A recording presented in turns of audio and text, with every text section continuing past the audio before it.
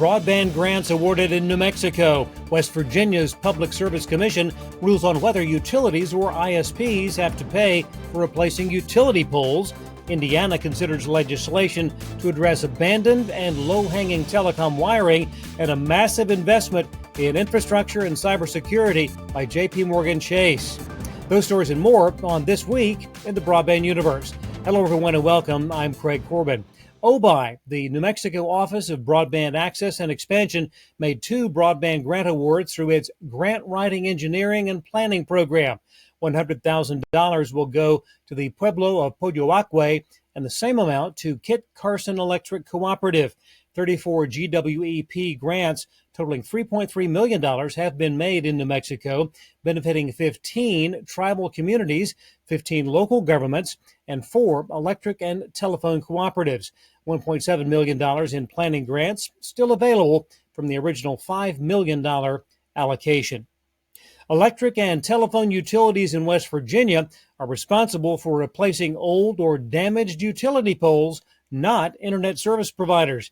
This week, the state's Public Service Commission issued an order reaffirming that poles needing replacement due to age, deterioration, or safety issues must be replaced at the pole owner's expense, even if broadband providers are looking to attach new equipment. An article in the Parkersburg News and Sentinel went on to reveal that utilities in West Virginia may not shift costs to ISPs by failing to label deteriorating poles as red tagged or claiming that replacements are only needed due to new broadband attachments. The ruling addresses long-standing disagreements between power companies such as Appalachian Power and Mon Power and ISPs, CityNet and Comcast.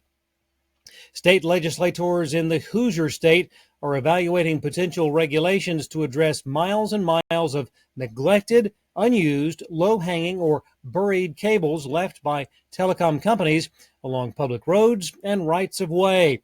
The topic was reviewed during an interim study committee on environmental affairs at the Indiana State House.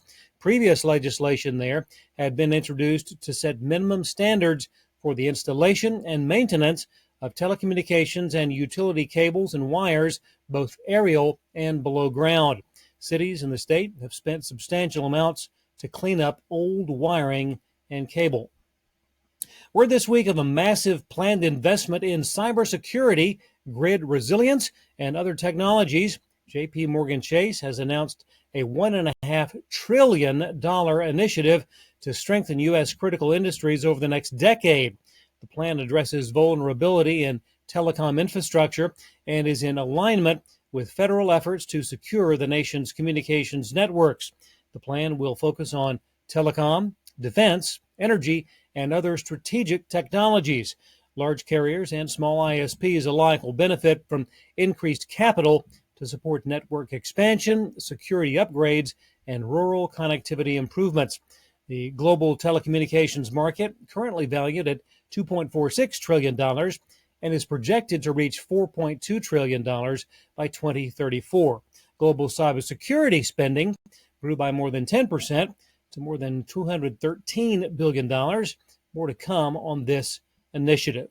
Elsewhere, Charter Communications announcing a workforce reduction of more than 1,200 employees directly due to a continued loss of subscribers. The cuts will affect corporate and back office functions, no sales or service employees affected.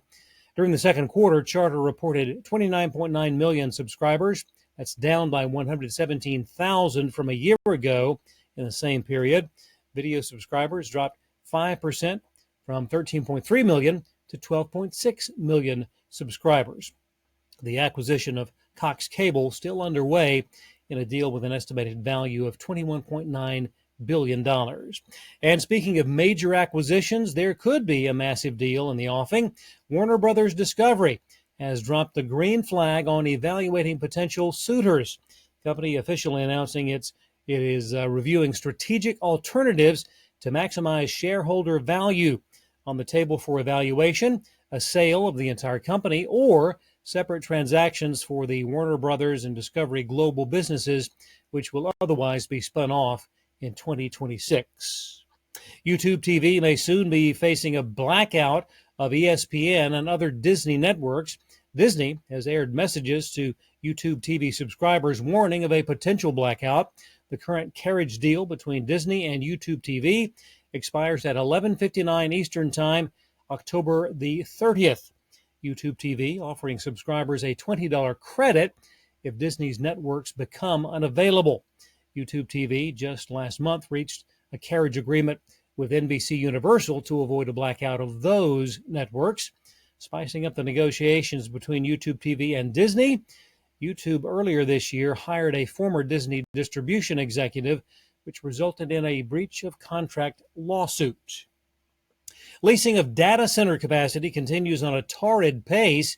U.S. hyperscalers leased 7.4 gigawatts of capacity during Q3. And for context, that surpasses the total for all of 2024. That comes from a report by TD Cowen. Largest of that capacity went to Oracle with 5.54 gigawatts of capacity. The Q3 total, the largest single quarter leasing surge in history, and there's an active pipeline of 10.2 gigawatts still. In addition to Oracle, you've got Google, Meta, Microsoft, Amazon, along with Anthropic, all in pursuit of gigawatt-scale projects. Soaring demand, limited power, and long build timelines are impacting strategies.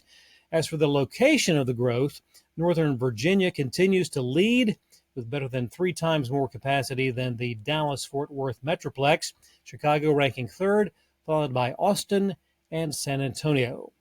And finally, note of an important communications milestone which occurred on this date back on October 24th, 1861, when Western Union completed the very first transcontinental telegraph line spanning the United States. Life-changing. Well, thanks for watching. We'll see you next time on This Week in the Broadband Universe.